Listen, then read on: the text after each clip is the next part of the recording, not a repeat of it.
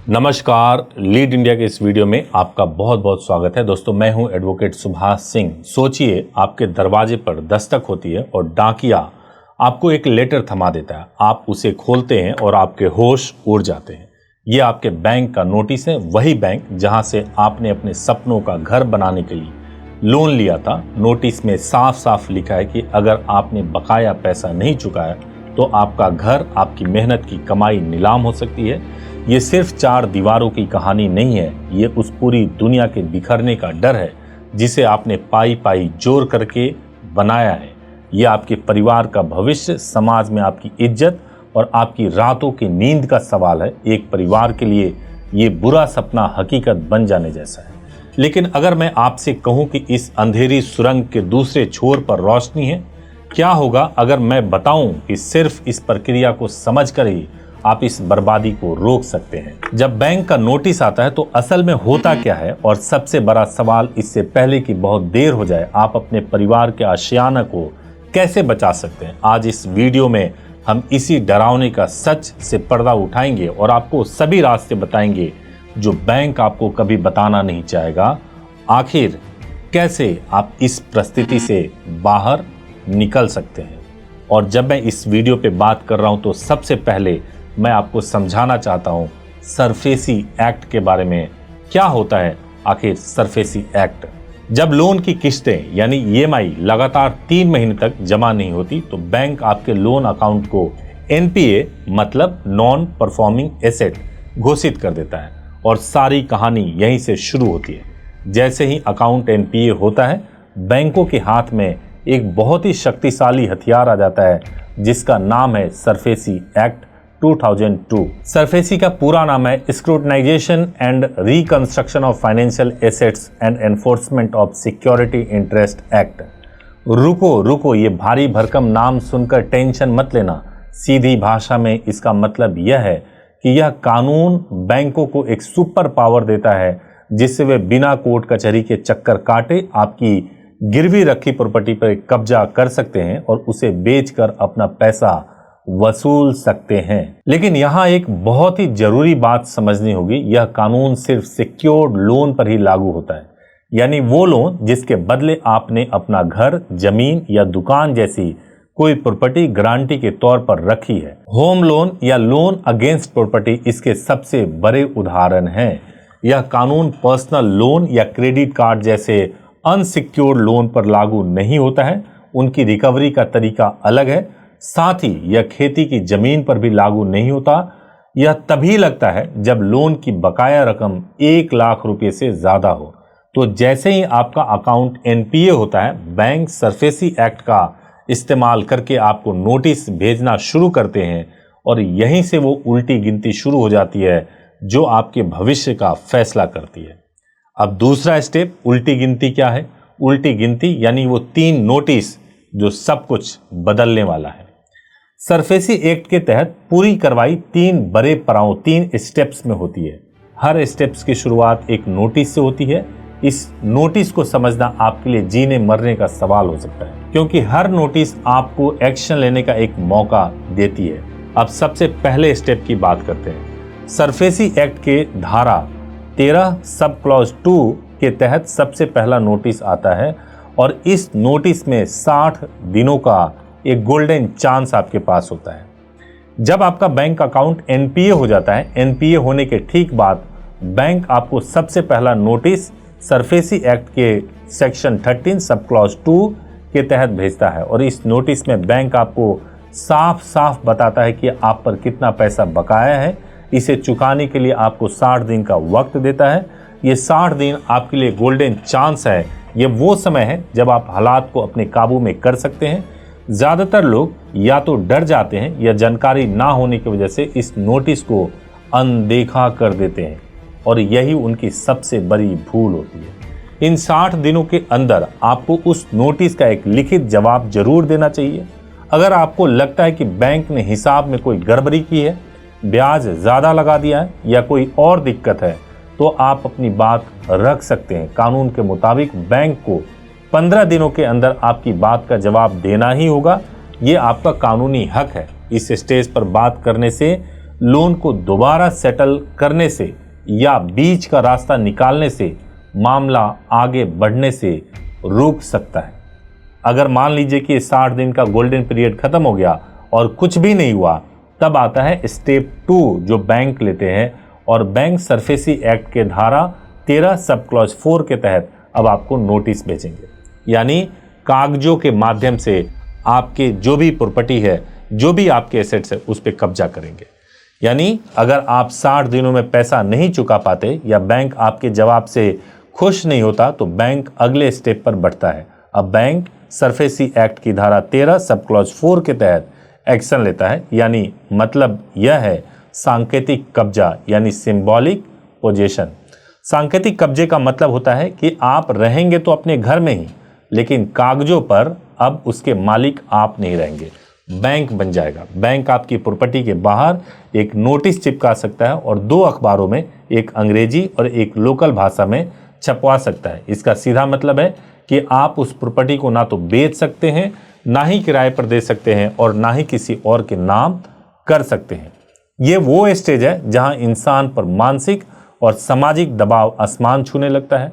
पड़ोसियों, रिश्तेदारों में इस बात के फैलने का डर होता है कि भाई अब तो घर गया, प्रॉपर्टी गई, और इस डर के वजह से परिवार अंदर से ही टूटने लगते हैं।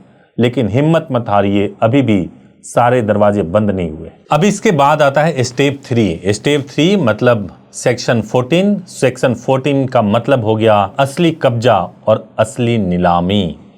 सांकेतिक कब्जे के बाद, सिंबॉलिक पोजीशन के बाद भी अगर बात नहीं बनती है, तो बैंक प्रॉपर्टी पे असली कब्जा यानी फिजिकल पोजीशन लेने की तैयारी करता है। इसके लिए बैंक जिले के डीएम यानी डिस्ट्रिक्ट मजिस्ट्रेट या सीएमएम यानी चीफ मेट्रोपॉलिटन मजिस्ट्रेट के पास धारा 14 सरफेसी एक्ट के धारा 14 के तहत वहां पे एप्लीकेशन लगाते हैं।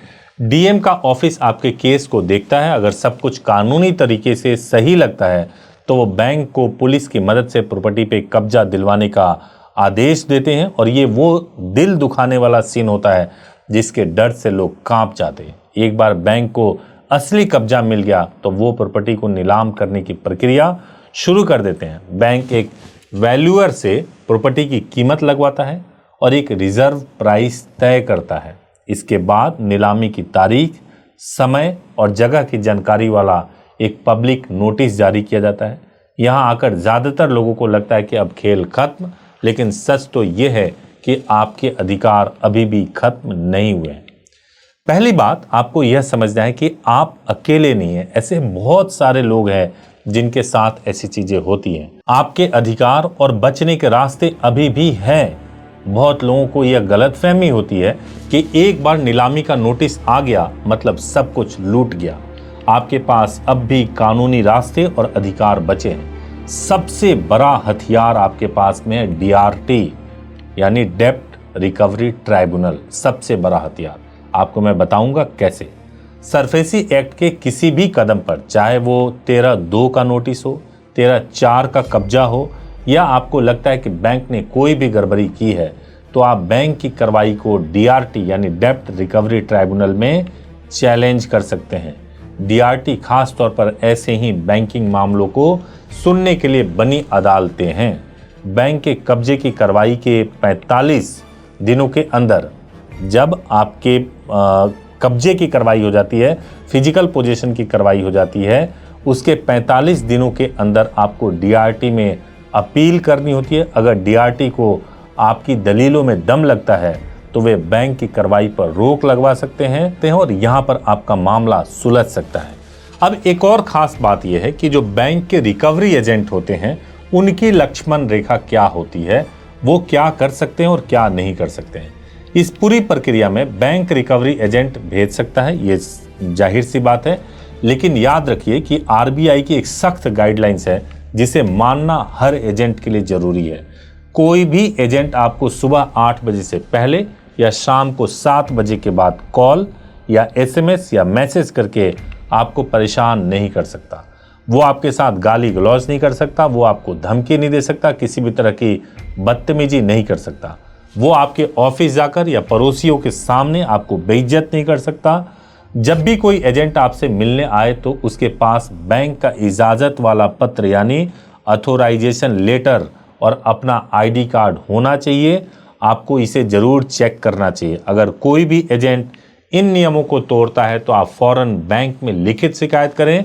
अगर बैंक ना सुने तो आप बैंकिंग लोकपाल, बैंकिंग ओम्बड्समैन या पुलिस में भी शिकायत कर सकते हैं। हालांकि मैं आपको यह भी बता दूं कि बातचीत के दरवाजे हमेशा खुले रहते हैं। एक बात गांठ बांध लीजिए, बैंक का असली मकसद जो होता है वो आपकी प्रॉपर्टी को हड़पना नहीं होता है, बल्कि अपना पैसा वापस लेना होता है। इसलिए बातचीत और समझौते की गुंजाइश हमेशा बनी रहती है।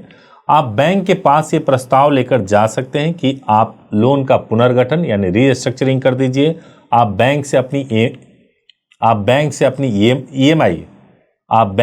अपनी ईएमआई कम करने, लोन चुकाने का समय बढ़ाने या कुछ महीनों की मोहलत मोरेटोरियम मांग सकते हैं ताकि आपको सांस लेने का मौका मिल सके। और आप ऐसा भी कर सकते हैं कि आप ओटीएस यानी वन टाइम सेटलमेंट भी कर लें। अगर आपके पास कहीं से कुछ पैसा आ गया है तो आप बैंक से वन टाइम सेटलमेंट की भी बात कर सकते हैं। इसमें बैंक अक्सर ब्याज और जुर्माने का एक बड़ा हिस्सा माफ कर देते हैं और तय रकम दे करके आप अपना खाता बंद करवा सकते हैं। और ईमानदारी से अपनी आर्थिक तंगी बैंक को बताना एक प्रैक्टिकल हल है। लेकिन फिर भी अगर बैंक बदमाशी करते हैं तो आप बिल्कुल घबराइए मत, आपको जरूर इसमें मदद मिलेगी। तो अब सबसे पहले यह जानने की कोशिश करते हैं कि उस परिवार का क्या हुआ जिनकी कहानी से हमने इस वीडियो को शुरू किया था। जब उन्हें पहला नोटिस मिला तो वे डरे, जरूर डरे, लेकिन उन्होंने हिम्मत नहीं हारी। उन्होंने फौरन एक अच्छे वकील से संपर्क किया। उन्होंने 60 दिन के अंदर बैंक को नोटिस का जवाब भेजा। साथ ही वन टाइम सेटलमेंट के लिए बातचीत शुरू कर दी। कुछ महीनों की जद्दोजहद के बाद बैंक एक सही ओटीएस यानी अमाउंट पर मान गया। उन्होंने जैसे तैसे पैसे का इंतजाम करके रकम चुकाई और अपने सपने के घर को बचा लिया। उनकी कहानी हमें यह सीधी सीधी बातें सिखाती है कि प्रोसेस को समझो। डर हमेशा अज्ञानता से पैदा होता है। जब आप जानते हैं कि आगे क्या होने वाला है तो आप लड़ने के लिए बेहतर तैयार रहते हैं। आप अपने हक को जानिए। कानून ने आपको भी ताकत दी है। नोटिस का जवाब देने का हक, डीआरटी में अपील करने का हक और सम्मान से बात करने का हक, ये आपके अपने हक हैं, अपने राइट है। जो सबसे इंपॉर्टेंट है कि एक्शन जल्दी लो। इस खेल में समय बहुत इंपॉर्टेंट रोल प्ले करता है, बल्कि समय आपका सबसे बड़ा दोस्त है। जैसे ही पहला नोटिस आए उसे कूड़े में मत फेंकिए, उसको अनदेखा मत कीजिए, तुरंत मदद लीजिए और बात करना शुरू कीजिए। ये सफ़र मुश्किल है, ये आपको इमोशनली तोड़ सकता है, लेकिन ये नामुमकिन नहीं है। जानकारी ही सबसे बड़ा कवच है। अगर आपको इस वीडियो से थोड़ी भी मदद मिली हो तो इसे लाइक करें, उन लोगों के साथ जरूर शेयर करें जिन्हें इसकी ज़रूरत हो सकती है। आपका एक शेयर किसी परिवार को टूटने से बचा ले। और हाँ, ये वीडियो सिर्फ जानकारी के लिए है। कोई भी कानूनी कदम उठाने से पहले एक काबिल वकील से जरूर सलाह लें। वीडियो देखने के लिए बहुत बहुत धन्यवाद।